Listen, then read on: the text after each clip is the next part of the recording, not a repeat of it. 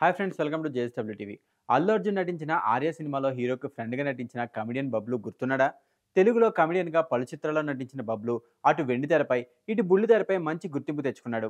Child ఆర్టిస్ట్‌గా సినీ ఇండస్ట్రీలోకి అడుగుపెట్టి ఆ తర్వాత బుల్లితెరపై పలు సీరియల్స్‌లో నటించి అనంతరం స్టార్ హీరోల సినిమాల్లో వరుస పెట్టి ఛాన్సులు దక్కించుకున్నాడు. 21 దశకంలో మంచి క్రేజ్ సంపాదించుకున్న బబ్లు అకస్మాత్తుగా సినిమాలకు దూరమయ్యాడు. మరి ఇంతకీ అతను ఇప్పుడు ఏం చేస్తున్నాడో తెలుసుకుందాం. బబ్లు అసలు పేరు సదానంద్. 5 ఏళ్ల వయసులో 'ముద్దుల మేనల్లుడు' సినిమాలో చైల్డ్ ఆర్టిస్ట్‌గా సినీ ఇండస్ట్రీలోకి అడుగుపెట్టాడు. ఆ తర్వాత వరుసగా బుల్లితెరపై పలు సీరియల్స్‌లో నటించాడు. ఇక ఉదయ్ కిరణ్ నటించిన 'చిత్రం' మూవీతో కమెడియన్‌గా అరంగేట్రం చేశాడు బబ్లు. ఈ సినిమా హిట్ కావడంతో అతడికి వరుసగా అవకాశాలు తలుపు తట్టాయి. ఇలా ఛాన్సులు వస్తున్న తరుణంలో అనూహ్యంగా ఇండస్ట్రీకి దూరమయ్యాడు బబ్లు.